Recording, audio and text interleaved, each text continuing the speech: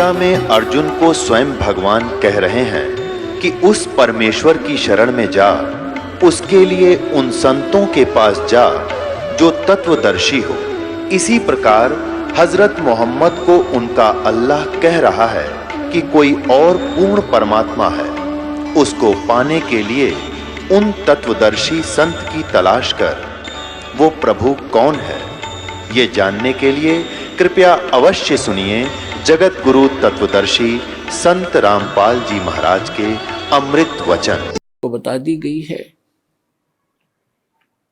और जब तक सतगुरु नहीं मिलेगा आपका मोक्ष नहीं हो सकता है। उसके बाद फिर दूसरा आता है कि नम्रता हो। सत्संग में जब प्राणी आवे तो केवल ये उद्देश्य रखे। कैसे? परमात्मा कहते हैं संत मिलन को चालियो तज माया अभिमान, जो जो कदम आगे रखे वो हे यज्ञ समान। संत मिलन को चालियो तज माया अभिमान, और जो जो कदम आगे को रखे सो सो यज्ञ समान। अब जैसे आप यहाँ आते हो, आप चाहे कितने धनी हो, कितने आप उच्च पोस्ट प्राप्त हो, चाहे यहाँ का प्रधानमंत्री हो, चाहे पूरी पृथ्वी का राजा हो, परमात्मा के मिलने के लिए जब चले, यानी सतलोक आश्रम बरवाला की तरफ जब चले, कहते हैं संत मिलन को चालियो तज माया अभिमान, और जो जो कदम आगे को रखोगे फिर माया अभिमान से लैस होकर के, रहित होकर के, एक आत्म रूप में, एक दास रूप में आप इधर को प्रस्थान करोगे। आपके एक कदम के रखने की कितनी वैल्यू बताई है, कितना पुण्य होगा आपको। एक अश्वमेघ यज्ञ के तुल्य आपको एक कदम का पुण्य होगा। चाहे आप गाड़ी में आते हो, चाहे अपनी किसी मोटरसाइकिल कार में आते हो, चाहे बसों से आते हो, ये सारे कदम हैं। जैसे किलोमीटर होते हैं तो संतों ने इसको कदमों में मापा है कि वहां से यहां तक जितने भी आपके कदम रखे गए, जितने कदम बने, कहते हैं उतने ही आपको, उतने ही यज्ञों का पुण्य मिलेगा यदि आप इस भाव से सत्संग के अंदर आओगे। जैसे रोगी होता है, रोगी को यह पता लग जाता है कि दीर्घ रोग है और यहाँ के लोकल हॉस्पिटल के डॉक्टरों ने मना कर दिया है कि आप जाइए ऑल इंडिया इंस्टीट्यूट दिल्ली में। तो वहाँ जब ये डायरेक्शन मिलकर इंसान जाता है तो वहाँ चाहे प्रधानमंत्री हो और चाहे कोई फैक्ट्री मालिक हो, कितना उच्च पोस्ट प्राप्त व्यक्ति हो, उस समय उसको अपनी जान दिखाई देती है, अपनी पोस्ट पद दिखाई नहीं देता। डॉक्टर कहता है लेट जाइए, वो तुरंत लेट जाता है। डॉक्टर कहता है ये कपड़े निकाल दीजिए, तुरंत निकाल के रख देता है। उस समय उसके नखरे खत्म हो जाते हैं और तभी वो उपचार प्राप्त करता है। जब तक डॉक्टर के आज्ञा का पालन करता रहे, चाहे कुछ भी कहे वैसे ही, जहां लेटने को कहे वहीं लेटना पड़ेगा, जहां बैठने को कहेगा वह बैठना पड़ेगा, और कहेगा मुंह खोल सांस तेज ले, वो सारा कुछ करना पड़ेगा, तो तभी वो अपना उपचार करवा पाएगा। तो ठीक इसी प्रकार जब आप सतलोक आश्रम बरवाला की तरफ आवे, संत मिलन को चालिए तज माया अभिमान, और जो जो कदम आगे रखे ओ हे यज्ञ समान, तो आपको इतना पुण्य मिलता है यहाँ आने का। आप क्योंकि संत है नहीं पृथ्वी पर कोई, संत मिलन को चालिए, संत की तरफ चलने मात्र से इतना लाभ है, फिर यहाँ के किक लाभ होगा वो तो गिनती नहीं हो सकती। अब जब तक अभिमान है ये प्राणी उभर नहीं सकता। एक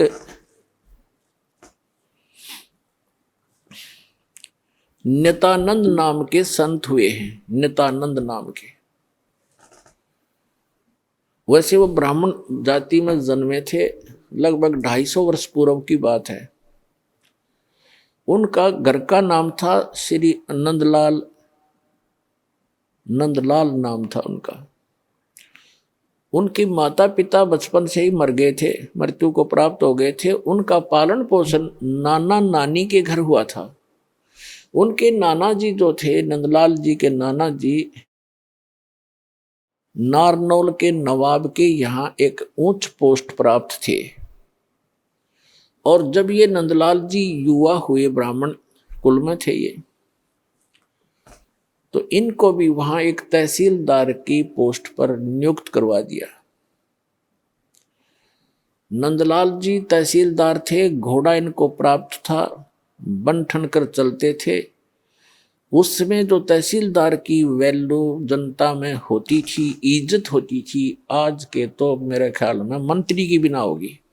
नंदलाल जी का विवाह हो गया था, संतान प्राप्ति अभी हुई नहीं थी। अब कहते हैं ना जाने कब भाग्य उदय हो जाता है प्राणी का। एक दिन नंदलाल जी अपने महल के, अपने मकान के छत पर, गर्मियों के समय में छत पर टहल रहा था। रात्रि में नींद आई नहीं, और उसने क्या देखा कि कहीं थोड़ी सी दूरी पर रात्रि के समय किसी के घर पे कोई संत आए हुए हैं और परमात्मा की कथा सुना रहे हैं, सत्संग कर रहे हैं। अपन आत्माओं पिछले जब से होते हैं पूर्ण हंस मुराद, ये पिछले संस्कार होते हैं जो आदमी परमात्मा की तरफ आत्मा आकर्षित होती है। उसने सारी रात सत्संग सुना, नींद और खत्म होगी। कुछ तो परमात्मा की दया उस पर हुई कि वैसे नेचुरल नहीं आई नींद, और वो ज्ञान सुना, वो सत्संग सुना कि मनुष्य जीवन किस लिए प्राप्त होता है, इसको हम कैसे व्यर्थ कर रहे हैं। चाहे प्रधानमंत्री बन जा, यदि भक्ति नहीं है तो व्यर्थ है ये जीवन इसका। अगम निगम को खोज ले बुद्धि विवेक विचार, उदय अस्त का राज मिले तो बिन नाम बेगार। सत्संग के अंदर ये ज्ञान कराया जाता है कि जैसे कोई भी राजा बना है तो अपने पुण्य कर्मों से बना है, और भक्ति नहीं करता वो प्राणी अपने पुण्यों को, जो पूर्व जन्म के संग्रहित पुण्य हैं, उसके भाग्य में डिपॉजिट करके भेज रखा भगवान ने। उनको नाश ही कर रहा है, उनको खर्च रहा है। वो अब भविष्य की कमाई नहीं कर रहा है, भविष्य के लिए कुछ आगे का डिपॉजिट नहीं कर पा रहा है, केवल खर्च ही कर रहा है। परमात्मा क्या बताते हैं, अगम निगम को खोज ले बुद्धि विवेक विचार, उदय अस्त का राज मिले तो बिन नाम बेगार। पुराने समय की बात है, अब बातें याद आती है, वो पिछली कथाएं। एक 3 व्हीलर वाला था, बड़ा 3 व्हीलर जो पहले पेट्रोल के चले थे। उस 3 व्हीलर हमारे गांव से, और लाखन माजरा एक गांव है, वहां तक 3 व्हीलर चला करते थे 2। उनमें से एक नहीं आया। एक दिन दूसरे ने पूछा कि कल क्या कारण हुआ, पहुंचे नहीं। तो उस 3 व्हीलर वाले ने बताया कि कल मैं बेगार में फंस गया था। बेगार क्या होती थी कि पहले पुलिस वालों के पास ये मोटर गाड़ियां नहीं होती थी। वो किसी भी जीप वाले को या किसी टेम्पू वाले को, उस 3 व्हीलर वाले को या 4 व्हीलर वाले को सुबह कैच कर लेते थे, सामने खड़ा कर लेते थे थाने का आगे। कहीं रेड मारनी हो, किसी प्रकार की कोई भी उन्होंने कहीं जाना होता था अक्षेत्र में, तो वो उन्होंने पकड़ लिया पुलिस वालों ने, और सारा दिन उसको टिकन नहीं दिया। को 20 गांवों के अंदर उन्हें पहुंचे, इधर उधर गए। तेल भी उसने अपनी जेब से डलवाया, और सारा दिन मनमाने 200 से 300 किलोमीटर का क्षेत्र तय कर दिया। आम आदमी तेनों दिखा दानो बड़ा स्पीड से चल रहा है, बड़ी कमाई कर रहा होगा, और कर रहा था अपने ही पल्ले से खर्च कर रहा था। तेल का भी कमाई तो थी नहीं उस दिन। तो उसको बिगाड़ बताते हैं। तो 3 व्हीलर वाले ने बताया कि मैं ऐसे ऐसे कल पुलिस का फंस गया था बिगाड़ में, और 200 रुपये का पेट्रोल अपनी जेब से फूक का आया, कल कुछ चवन्नी मिली नहीं। उस समय के 200 रुपये, आज के 20,000 रुपये, इतना वो खर्च हुआ उसका। तो पुण्यात्माओं, जो आज कोई भी उच्च पोस्ट प्राप्त है, कोई डॉक्टर है, इंजीनियर है, चीफ इंजीनियर है, आईपीएस है, आईएएस है, जज लगे हैं, मंत्री हैं, मुख्यमंत्री हैं, प्रधानमंत्री हैं, या एमएलए एमपी बने हैं, या अन्य कोई अच्छे व्यावसायिक व्यक्ति हैं, धनी हैं, तो वो क्या करते हैं, जैसे परमात्मा उनके लिए बताता है कि अगम निगम को खोज ले, भविष्य के बारे में कुछ सोच और बुद्धि विवेक विचार, उदय अस्त का राज मिले तो वे नाम बिगाड़े, पूरी पृथ्वी का यदि राजा हो, और तो छोड़ो सारे छोटे मोटे शासकों को, कहते हैं पूरी पृथ्वी का राजा हो और उसके पास ये सत्य भक्ति ना हो,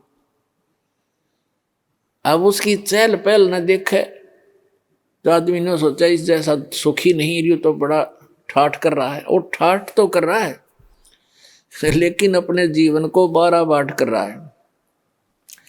पिछले जन्म के पुण्यों को अपने ही पल्ले से खर्च कर रहा हो राजा और चक्रवर्ती राजा बनकर, और भविष्य की कमाई उसकी बन नहीं रही, क्योंकि वो बेगार कर रहा है। बेगार तो बेगार वाले की इनकम नहीं होती पर स्पीड पूरी होती है।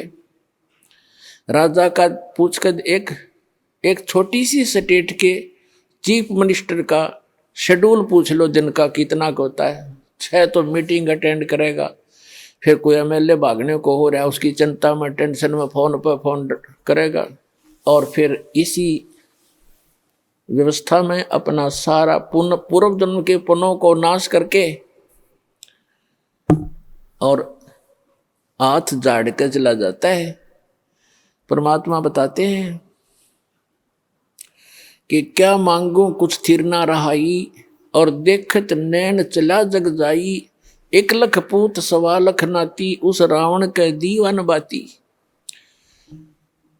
और कहते हैं कहे कबीर अंत की बारी, जैसे हाथ झाड़ कर चला जुआरी। ये प्राणी ऐसे जाता है जो सतभक्ति नहीं करता, केवल इस राजपाट या इस संसार के झूठे ठाठ को ही संग्रहित करने में लगा रहता है। जैसे जुए में हारा हुआ जुआरी हाथ मसलता जाता है, खाली हाथ जाता है, रोता पीटता जाता है। तो परमात्मा कहते हैं कहे कबीर अंत की बारी, जैसे हाथ झाड़ के चला जुआरी। ऐसे जाओगे सतभक्ति नहीं करते तो। अब नित्यानंद जी अपने मकान की छत के ऊपर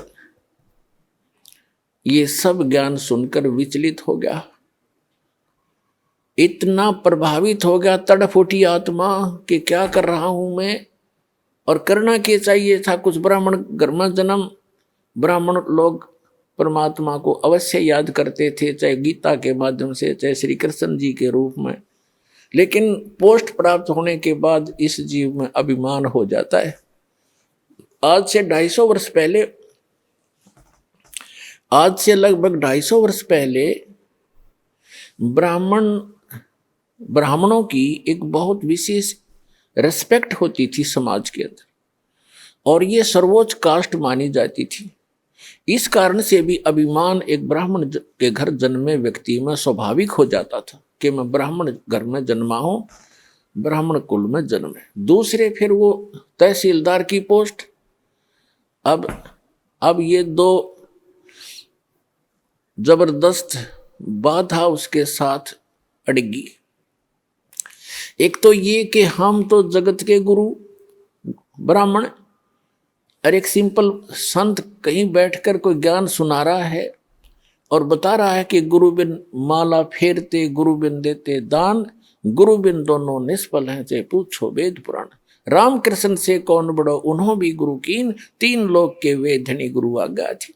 उधर से ये बातें कचोट रही उसको कि गुरु के बिना बात नहीं बने, और उधर से वो कह रहा कि मैं तहसीलदार और ब्राह्मण, और कैसे जाके एक संत के सामने, सिंपल मैन के सामने अपना शीश नवाऊं, जाके कैसे नतमस्तक होऊंगा, नहीं जाऊंगा। फिर वो बातें याद आती है कि कबीर हरि के नाम बिना ये राजा रसब हो, माटी लदे कुमार के, और घास ना नहीं रह कोई। परमात्मा की वो बातें याद आती, सत्संग के वचन के भक्ति नहीं करी तो जीवन नाश हो गया। और गुरु बनाने जाता है तो कुल के लोग क्या कहेंगे, ऊपर से तहसीलदार, और कैसे शीश निभाऊं जाके। अंत में पुण्यों की विजय हुई, पाप की हार हुई। उसके पुण्यों ने प्रभाव डाला, उसको सद्बुद्धि आई कि यहाँ किसी के घर में संत आएगा तो नाम नहीं लूंगा। उस संत के बारे में जानकारी प्राप्त की कि ये कौन सत्संग कर रहा था, क्या हो रहा था रात्रि में, ये संत कौन है, कहाँ से आता है।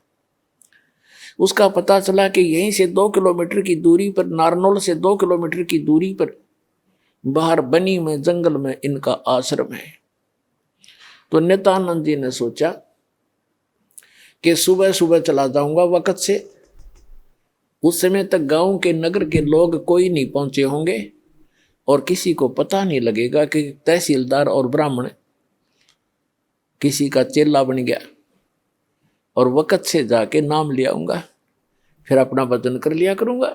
तो इस उद्देश्य से वो वक्त से उठा अगले दिन, नेक्स्ट डे,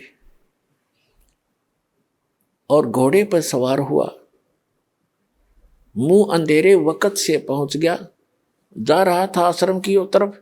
उधर से वही संत, क्योंकि रात्रि के समय तो वो अपना सज धज कर जैसे भी कपड़ा उपड़ा लाल पीड़ा बांध के और गया था। उस समय वो सिंपल एक सफेद धोती लपेट के और सिर के बाल मुंडवा रखे थे, उसने उस तरह फिरवा रखा था संत जी ने। गुमानी दास नाम था, वो विष्णु उपासक वैष्णव पंथ के संत थे। और उस समय ये सोन को सोन गणे मान्या करते ब्राह्मण लोग खास कर। अब वो ये सोचकर चला था कि आज मैं अपने मेरा जीवन सफल करने जा रहा हूं, जैसा कि उसने सत्संग में सारे पहलुओं पर ज्ञान सुना था। आज मैं एक अनमोल काम करने जा रहा हूं अपने जीवन का। और सामने से क्या देखा कि एक कचकोला कति कोरा उस तरह फिरवाए आदमी आवे।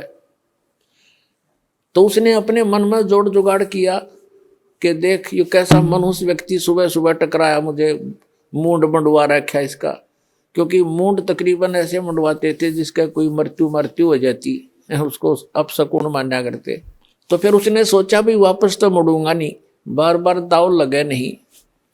तो उसने अपने ही सोच से क्या सोचा कि चल इस सोन को सोन के अपना कुछ जंतर मंत्र सोचा। उसने क्या सोचा, घोड़े के निकट जब वो व्यक्ति आया, शीश मुंडवा रखा था जिसने, मूंड मुंडा रखे थे, बाल कटवा रखे थे, उस तरह फिरवा रखा था। उसके निकट घोड़ा रोक के और सिर में मारे, ऐसे आंगली टोले मारा, टोले बोला रे नो टोले मारे ने बोला मनुष्य तने आज जाना था मेरे आगे, मैं तो एक बहुत जरूरी काम में जा रहा था, तू कहाँ मर रहा सामने। अब वो संत उसके मुंह की तरफ देखा कि दिखे था सज्जन आदमी, और यू करे मेरे गिल बकवाद क्या करा इसने, बता शर्म टोले मारे मेरा। अब क्या बोला भाई, संतों के साथ तो 1-2 रोज खसनिए आया करें जंगल में। वो संत उसकी तरफ देख कर चलता पड़ा।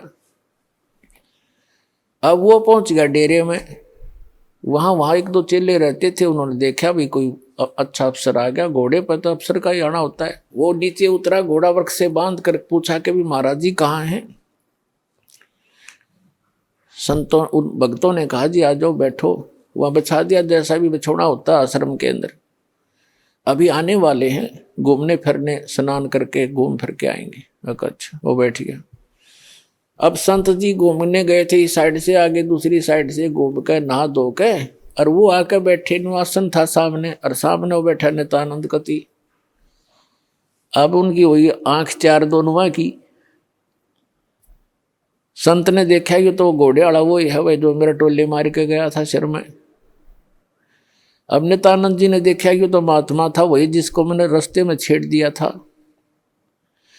अब नित्यानंद जी की शर्मिंदा हो गया, नीचे न गर्दन होगी, ऊपर ने नाड़ करी नहीं। क्योंकि पुण्यात्मा थे। शर्मंदा घना लज जागे और नीची गर्दन कर ली नू और चरणों में गिर गए।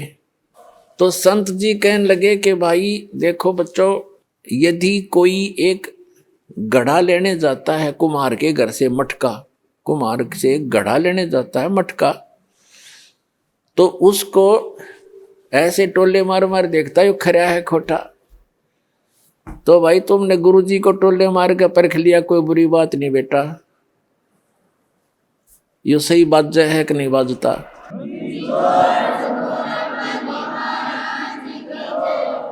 इतना सुन के और चरणों में बुरी तरह गिर गया, क्योंकि उसकी मरोड़ निकालनी थी, उसका ऐम खत्म करना था परमात्मा ने।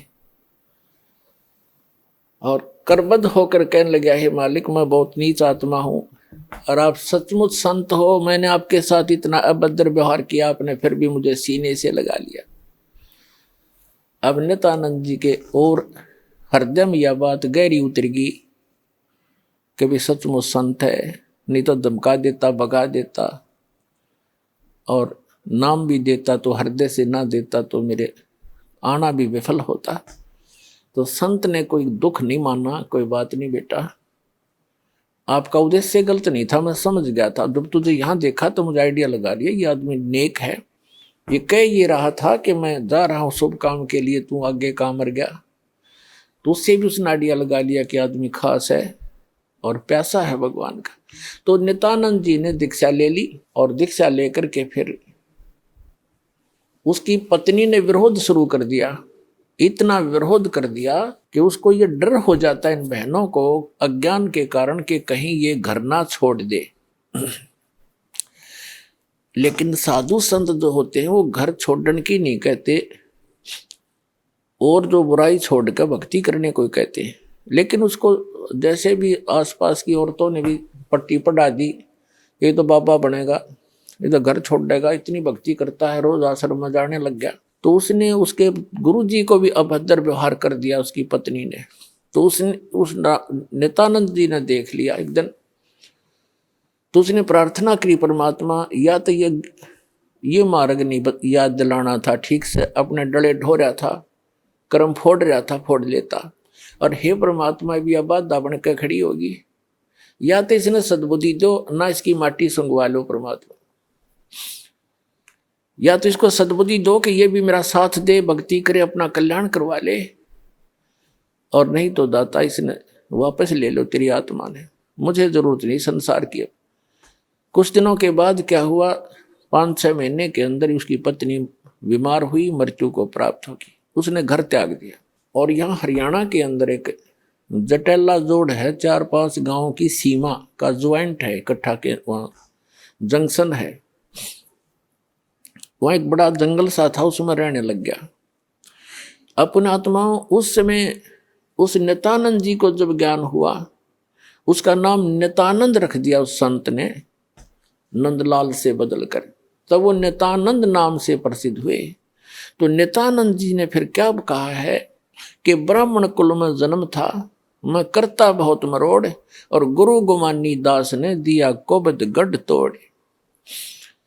कि मैं ब्राह्मण कुल में जन्म होने के कारण गणाभिमानी आदमी था, और गुरु गुमानी दास ने, उनके गुमानी दास नाम थे गुरु जी का, कि गुरु गुमानी दास ने यो दिया कोबद गढ़ तोड़। ये कोबद का किला था, मान बढ़ाई अहंकार, और जब तक इसका नाश नहीं होगा इतना भगवान मिला नहीं। सिर सौंप्या गुरुदेव को, सफल हुआ ये शीश, नित्यानंद इस शीश पर आप बसे जगदीश। अब क्या बताते हैं, नित्यानंद जी कहते हैं सिर सौंप्या गुरुदेव को और सफल हुआ ये शीश, नित्यानंद इस शीश पर आप बसे जगदीश। अब सिर कैसे सौंपना होता है कि गुरु जी की आज्ञा का पालन करें। आप गुरु पद पर जो होते हैं उनको पता होता है, परमात्मा कहते हैं बहुत प्यारा बालक माँ का, माता को अपना बच्चा बेटा या बेटी बहुत प्रिय होती है। कहावत है कि पिता से 100 गुना प्रिय ममता अपने बालक में माता को होती है, और माता से भी 100 गुना ममता प्रिय गुरु को अपना शिष्य या शिष्या होती है। तो अंदाजा लगा लेना कि गुरु जी आपके कितने हितैषी होते हैं। तो गुरु जी की आज्ञा का पालन करें। पहली भक्ति मार्ग का प्रथम एक ये मंत्र नोट कर ले, भाई जो गुरु बचन पे डट गे रकट गे फंद 84 के। भाई जो गुरु बचन पे डट गे कट गे फंद 84 के, कट गे फंद 84 के, रकट गे फंद 84 के। भाई जो गुरु बचन पे डट गे रकट गे। वस्तु मिली ठोर की ठोड़ मिट गी मन पापी की दौड़। वस्तु मिली ठोर की ठोड़ मिट गी मन पापी की दौड़। भरम मिटे मथुरा काशी के, भरम मिटे मथुरा काशी के। भाई जो गुरु बचन पे डट गे कट गे फंद 84 के, कट गे फंद 84 के, रकट गे।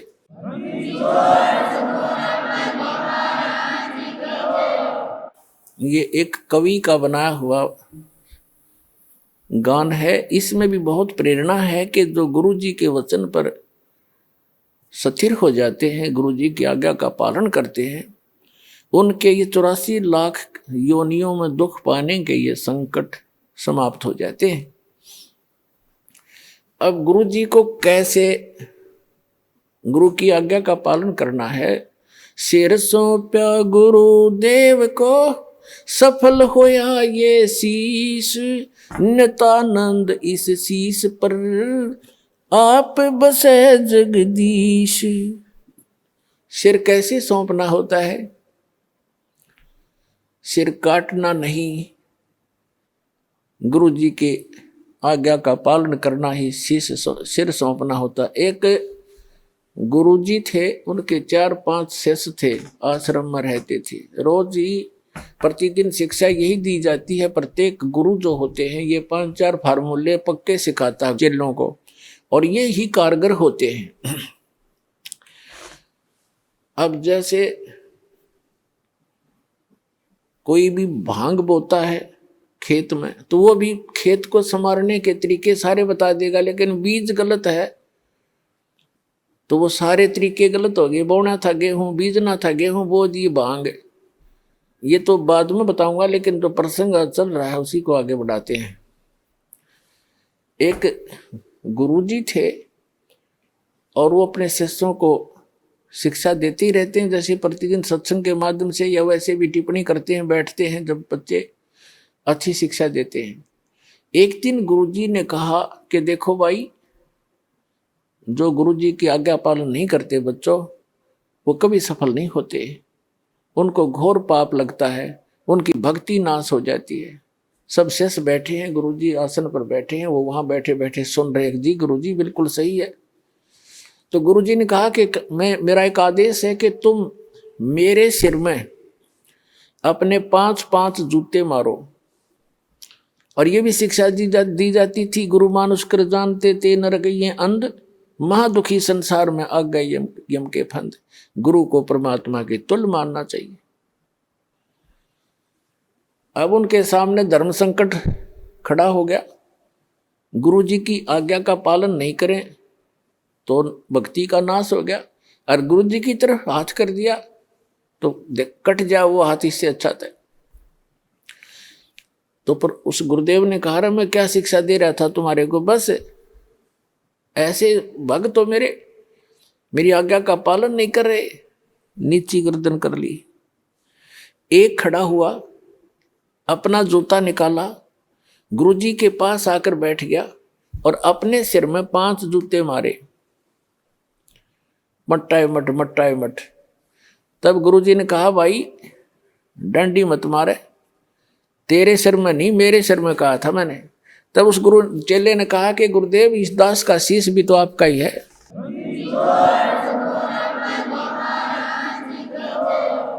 क्या इसको आप दूसरा मानते हैं?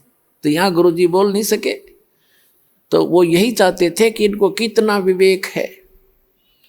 तो पुण्यात्माओं, इस भक्ति मार्ग के अंदर गुरुजी का मुख्य अभिनय होता है और शिष्य का भी उसके साथ साथ पैरेलल इतना ही सूरवीरता से उसमें चलना होता है, तभी सफलता मिलती है।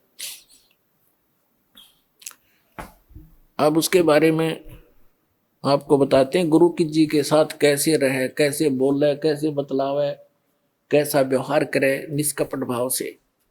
दंडवतम गोविंद गुरु बंधु अविजन सोए, पहले वे प्रणाम तिन नमो जो आगे होए। गुरु को कीजय दंडवतम कोटि कोटि प्रणाम, कीट न जाने भृंग को यूं गुरु कर ले आप समान।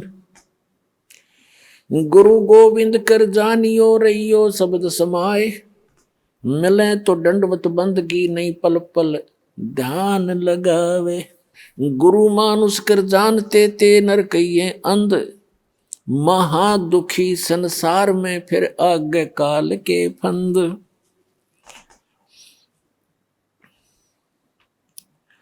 कबीरा ते नर अंध हैं गुरु को कहते और, हरि के रूठे ठोर है भाई गुरु रूठे नहीं ठोर। गुरु गोविंद दोनों खड़े काके लागू पाए, बलिहारी गुरु अपना जिन गोविंद दियो मिलाए। अपना आत्माओं कितना महत्व है सच्चे सतगुरु का। कि जैसे उदाहरण आपको बहुत बार दिया है, जिस व्यक्ति के ऊपर आपदाएं आती हैं वो स्वयं स्वीकार करता है और कहता है कि मेरा राम रूठ गया, मेरा भगवान रुष्ट हो गया, आज मेरे ऊपर दुख पर दुख आ रहे हैं। और जिसके घर सुख होता है उसको अन्य आम व्यक्ति ही कहते हैं इसका राम राज्य है भाई, इसका भगवान प्रसन्न है इसके ऊपर। तो पुण्यात्माओं, पुण्यों से सुख होता है, पाप कर्मों से दुख होता है। जिनके पुण्य रूपी राम समाप्त हो, पुण्य समाप्त हो गए तो उनका राम रूठ गया, उनका भगवान रुष्ट हो गया, उन पर दुख प्रारंभ हो गए। तो जैसे आप खेत में कहीं मजदूरी करने जा रहे हो या कहीं पर भी आप एकांत स्थान पर कोई मटका पानी का भर के ले गए और सारा दिन पीते रहे, जब तक पानी चला तो नो प्रॉब्लम, और पानी जल खत्म हुआ तो हुई प्रॉब्लम, प्यासे मर जाओगे। पुनः उसको नहीं भरा तो कहाँ जाओगे? हैंड पंप पर गए, कुएं पर गए। हम यहाँ हैंड पंप लेकर चलेंगे जिससे एक सटीक उदाहरण बन जाता है। हैंड पंप, एक तरफ तो हैंड पंप पर गए, मटका भर लिया, फिर आपत्ति समाप्त। जो आपत्ति आई थी जल के अभाव से वो ठीक होगी, वो बला टली। ऐसे ही जो पुण्यों के अभाव से आप पर आपत्तियां आ रही हैं, तो यही फिर राम नाम के पुण्यों का गड़ा फिर भर देंगे। कहाँ से? गुरु रूपी हैंड पंप पर जाना पड़ेगा आपने। तो ये समझ लिए गुरु जी हैंड पंप है और एक मटके में जल रखा है। एक तरफ हैंड पंप खड़ा है, नल है पानी का, एक तरफ मटके में जल भरा है। तो आपसे कोई कहे कि इस मटके में तो घड़े का भरा जल और एक तरफ नल, इनमें से कौन से को पसंद करोगे?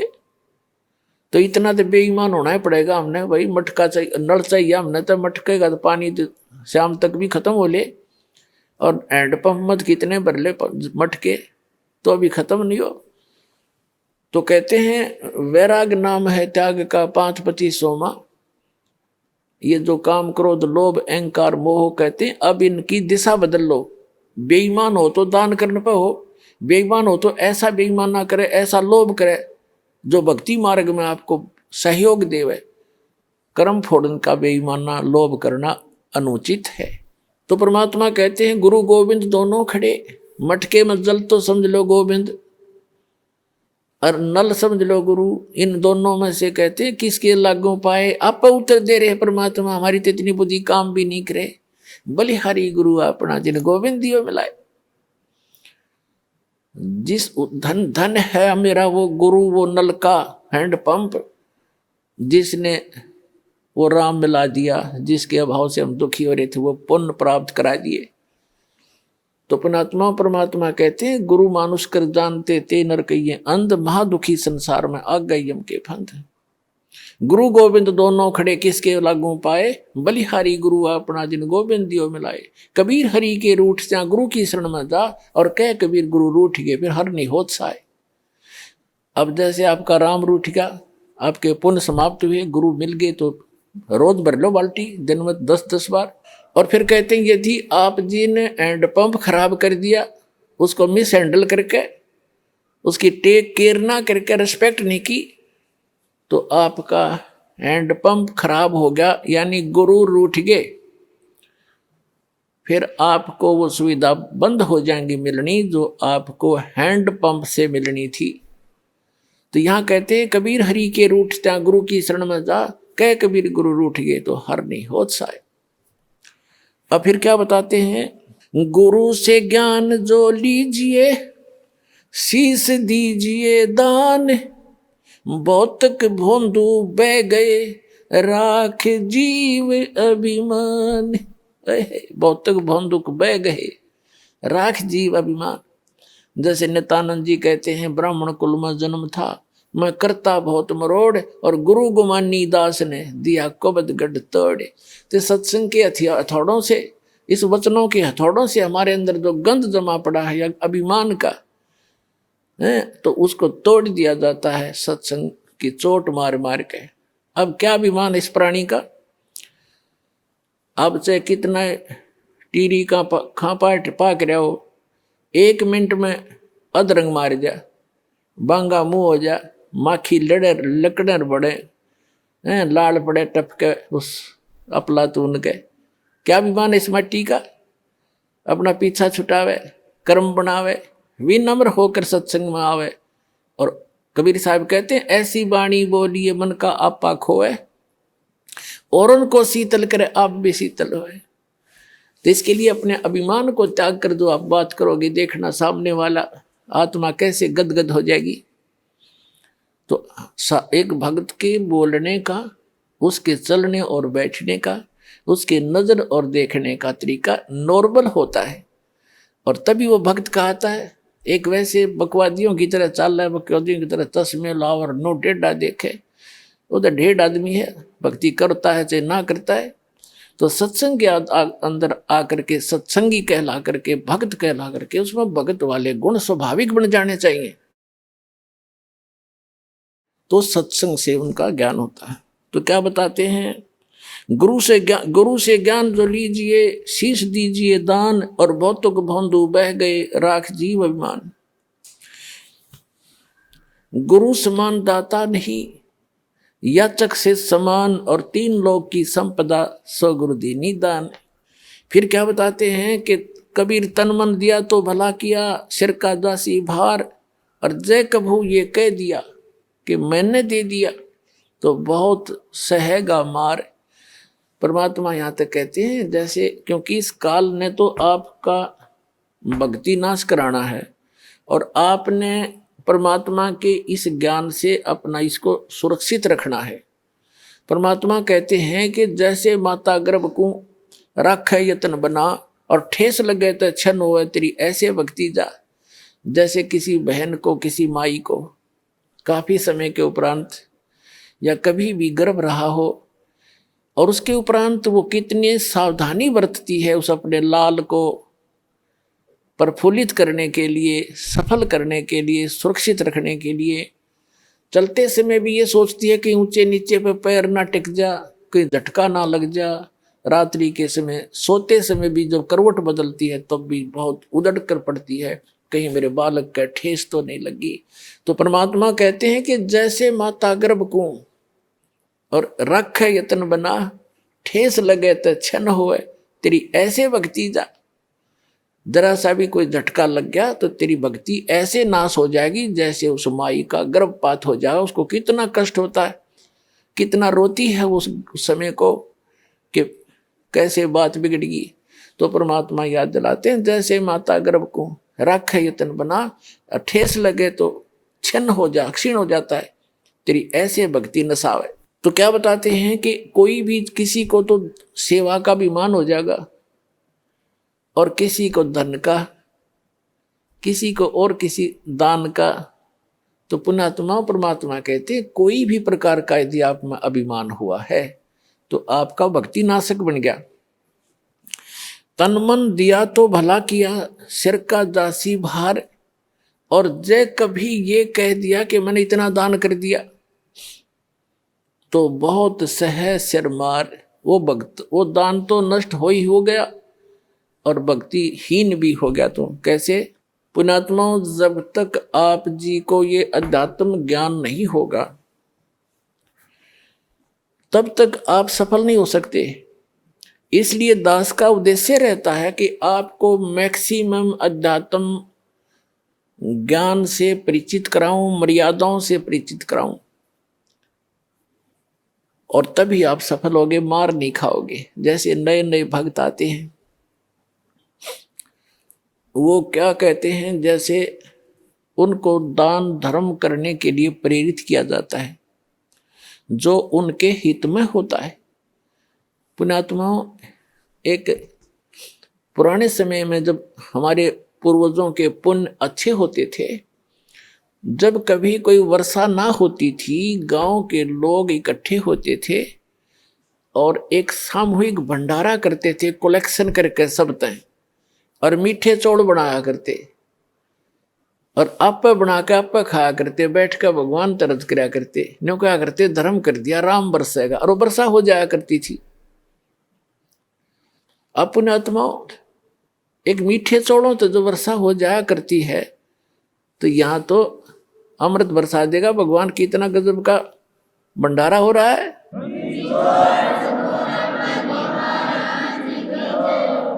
एक भक्त के साथ दो भक्त और व्यक्ति आगे, आम जैसे सत्संग में आम अलाउड करते हैं, आ जाओ भाई, आ जाओ, सत्संग भी सुन लेंगे। तो उन्होंने देखा यहाँ जहाँ भी सत्संग हमारा चल रहा है कि क्या करते हैं, गरम गरम चाय की टैंकी भरी है और गर्मियों के दिन में कहीं नींबुओं के टोकरी की टोकरी भरी है, चीनी की बोरी खोल रखी है, और भगत काटे नींबू बिलाओ, पानी बनाओ, सेकंड गुट गुट पियो, कोई खाना खा रहा है, कोई दूध पी रहा है, कहीं हलवा मिल रहा है।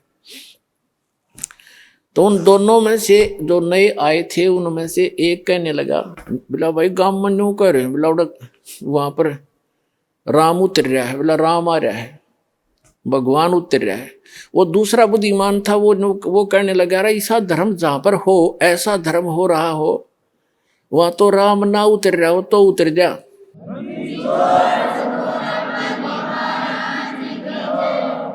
ऐसा धर्म यहाँ देखा मैंने, जो पुण्य यहाँ हो रहा है, कितने भंडारे चल रहे हैं, कोई चवन्नी तक कोई लेता नहीं, कितना खाओ कितना पियो कैसे। तो कहते हैं यहाँ तो इसे धर्म जहाँ होते हो वहाँ भगवान ना उतर रहा हो तो उतरना पड़े, उस मालिक ने आना पड़े वहां पर। तो पुण्यात्माओं, तो धर्म के लिए आपको प्रेरित किया जाता है। ये विधिवत साधना है, शास्त्र अनुकूल साधना है। यहाँ का किया हुआ पुण्य आपको बहुत गना हो करके वापस भी मिलेगा और आपके गुड अकाउंट में लिखा जाएगा, वो अलग से। या आपको वापस जो मिलेगा ये तो आपका यूं समझ लो ब्याज ब्याज मिलेगा, मूल धन तो आपका जमा होता रहेगा। ये ऐसे जान लेना।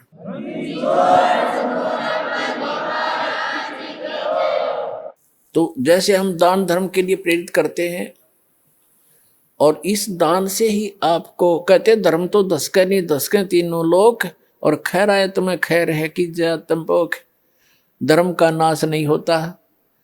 पुण्यात्माओं, एक दिन ये तीनों लोकों का भी नाश होगा, लेकिन आपका किया हुआ पुण्य वो कभी नाश नहीं होगा, आपके साथ सदा बना रहेगा। कहते धर्म तो धसके नहीं, धसके माने धर्म का नाश नहीं होता, ते धसके तीनों लोग और खैरायत में खैर है। खैरायत माने दान करने में ही आपकी खैर है, सुरक्षा है। और कीजिए आत्मपोख। अब यहाँ कोई भी भक्त आता है, खाना खाने नहीं आता, वो तो परमात्मा की महिमा सुनने आता है। और ऐसे साधु भाव में कोई भी आवेगा, यहाँ कोई आदमी नहीं आ सकता, किसी के पास आज समय नहीं है तो वैसे यहाँ जावे। वो परमात्मा की एक प्यारी आत्मा आता है, चाहे उसने वो नाम नहीं भी लिया है, ना लेना चाहता, यहाँ आने वाला व्यक्ति उस परमात्मा का एक VIP समझ लो, उस भगवान की एक प्यारी आत्मा है, कुछ दिनों में समझ में आ जाएगी, उसका नाम भी ले लेगा। तो यहाँ आए वाला भक्ति भगवान के लिए आया है, ना कि खाने के लिए। और ऐसे भक्त को यहाँ खाना खिलाना, उसको भोजन में सहयोग देना भंडारे में, इसके पुण्य की कोई गिनती नहीं। अब क्या प्रसंग चल रहा कि जैसे कई भक्तों को प्रेरणा दी जाती है कि भाई आप जोत बोलो हवन के लिए। देखो पुण्यात्मा, हमारे कई प्रकार के पाप हमने इकट्ठे कर रखे हैं। जैसे एक दास ने एक वाणी बोली थी भगवान की कि मानत ना मन मोरा साधो, मानत ना मन मोरा रे। और बार बार मैं ये समझाऊं, जग में जीवन थोड़ा रे। फिर क्या बताते हैं कि शरण पड़े को गुरु संभाले, जान का बालक भोरा रे। और कह कबीर तुम चरण चित राखो, जो सुई में डोरा रे। जैसे कोई बालक छोटा सा होता है, 5-4 महीने का, 7-8 महीने का, 9 महीने का बच्चा, वो पालने में सुला रखा होता, माता काम लग जाती है अपने घर के काम में। थोड़ी सी देर में वो रोने लगता है तो देख उसको पता लग जाता माता को, या तो ये भूखा हो गया या इसने टट्टी पेशाब कर लिया। तो जाकर देखती है तो टट्टी पेशाब करके और सारे कपड़ों को भी खराब कर रखा है, अपने पैर पूर भी खराब कर रखे हैं, हाथ उथ भी लगा रखा है, टट्टी लगी उसके हाथों के। उस माता को वो बच्चा बुरा नहीं लगता, वो उसको उठाती है और नवाती है, खूब साफ करती है, उसके कपड़े धोती है, नए कपड़े पहनाती है, फिर लाड करती है, सीने से लगाती है। उसको मालूम है कि बालक है, इसको पता नहीं, गलती इस अनजान है, ये ऐसे सारा दोना टट्टी में सना पड़ा है, तो उसको बुरा नहीं लगता। माता को पता है, सब पता नहीं।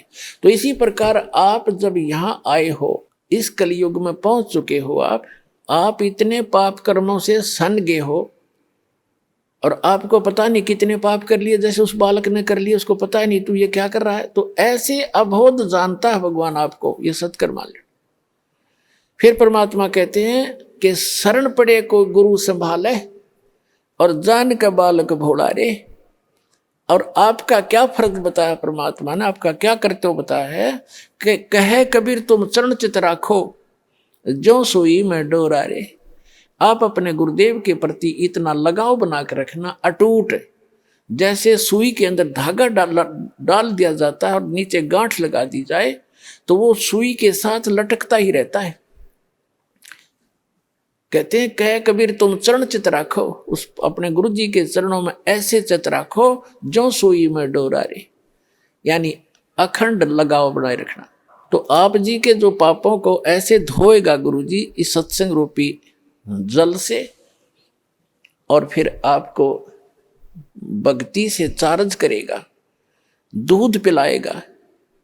अपने आत्माओं आपको कंपलसरी कर रखा है कि 4 महीने के अंदर आपने आना ही पड़ेगा जो भारतवर्ष में रह रहा है।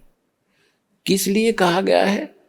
ये बच्चे हैं, आप अपने बच्चों को एक रोजी रोटी के लिए पढ़ाते हो कि मेरा बेटा या बेटी पढ़ के कोई शिक्षा ग्रहण करके ये कोई ऊंच पोस्ट प्राप्त कर ले या अपना धंधा ठीक कर लेगा। उसको 16 वर्ष का समय, 15 वर्ष, 20 वर्ष का समय दे देते हो, बेटा और ट्रेनिंग कर ले, फलाना कर ले, बढ़िया रोजगार हो जाएगा। और आत्म कल्याण के लिए आपके पास क्या 365 में तो 30 दिन भी नहीं मिलते, तो फिर कैसी भक्ति करोगे? किसा तुम फिर ड्रामा, फिर तो ड्रामेबाजी है। तो कहने का भाव ये है कि आप जी को इसलिए बुलाया जाता है कि यहाँ आने से आपको घना पुण्य मिलेगा। आपकी आत्मा को ऐसे परिपूर्ण कर दिया जाता है जैसे बच्चा छोटा सा गली में खेल रहा होता है। माता को पता है कि खेल में व्यस्त है, और समय पर आहार इसको नहीं कराऊंगी तो ये दुर्बल हो जाएगा, बीमार भी हो सकता है, रोगी भी हो सकता है। वो खेल रहा होता है अपने बच्चों में, भाई बहनों में बाहर, और व्यस्त होता है, माता उसको उठा के लाती है कि चल दूध पी ले। वो रोता भी है, वह घसीट कर लाती है कि ना चलना पड़ेगा चल, उसको दूध पिला देती है, फिर छोड़ देती है। वो तो दूध पीता पीता भी न समझा कि छोड़ दे माँ, भाग लूँ मैं। माँ को पता है कि इसमें मैंने पाइया दूध डाल दिया, अब कितना खेल रही हो, शाम न फिर डाल दूंगी। तो पुण्यात्माओं, ये दास चाहता है कि आपको यहाँ दूध के गिलास पिला दूं और फिर तुम खेल आइयो उस संसार में और फिर आ जाना, ताकि आपकी आत्मा दुर्बल ना हो और आप जल्दी युवा हो जाओ।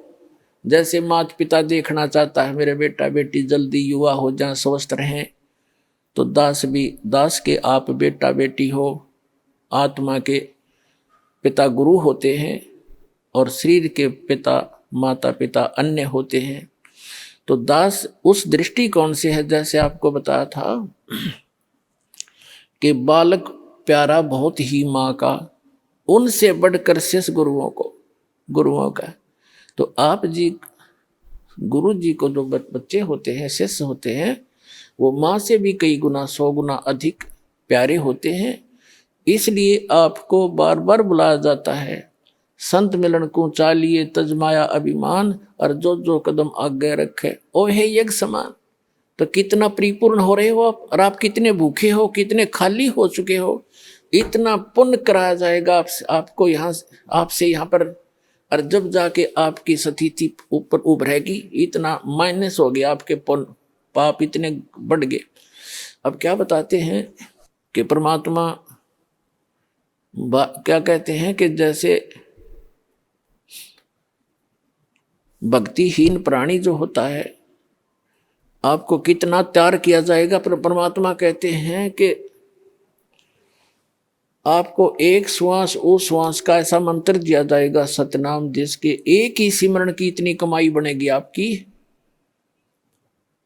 3 कहते हैं सतनाम तराजू के एक पालड़े में, और पृथ्वी लोक, स्वर्ग लोक और पाताल लोक, ये तीनों लोक तो पासेंग रख दे, जो सौदे में नहीं है।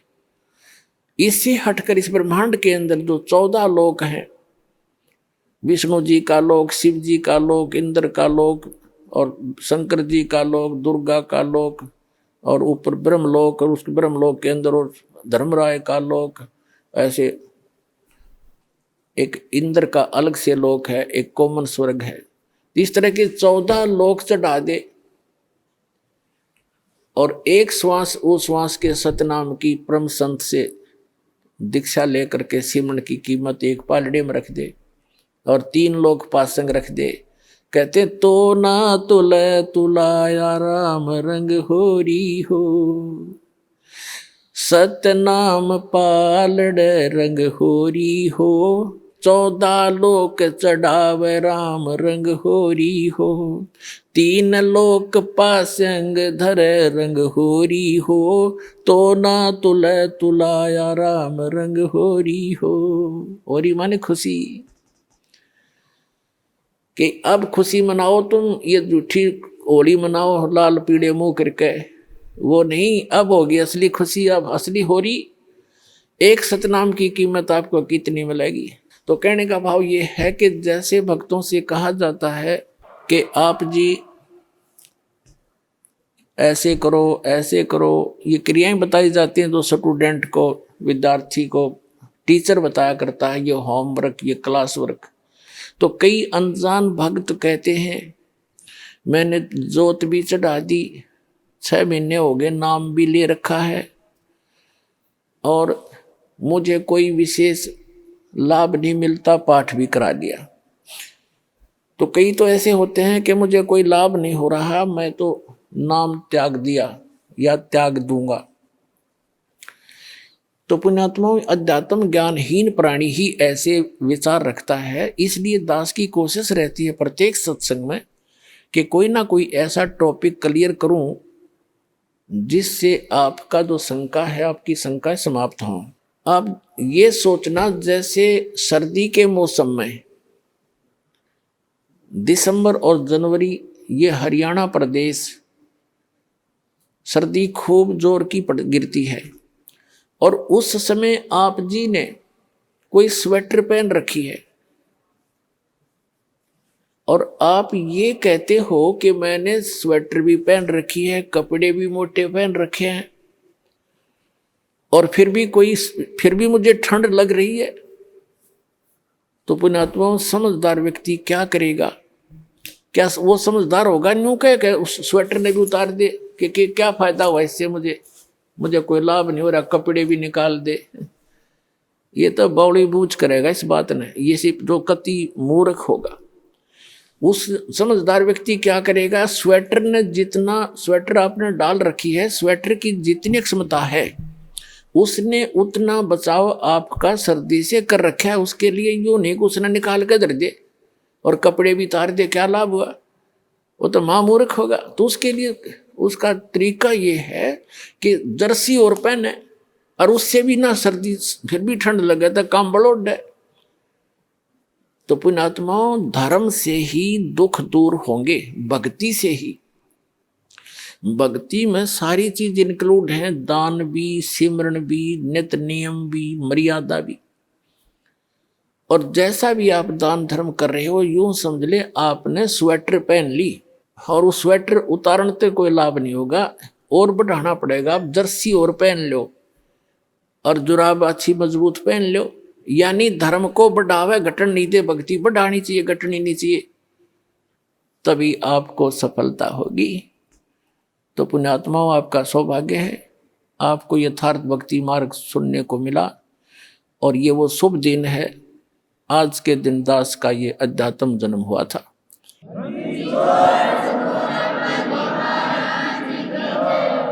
दास के लिए तो ये एक सौभाग्य है दास का कि मुझे इस दिन भगवान मिले। आपके लिए भी वरदान सिद्ध हो गया ये दिन कि आप तक भी परमात्मा का ज्ञान पहुंचा और आपको सही मार्ग मिला। इस पर डटे रहना, लगे रहना, औरों को भी समझाना। बोलो सतगुरुदेव की।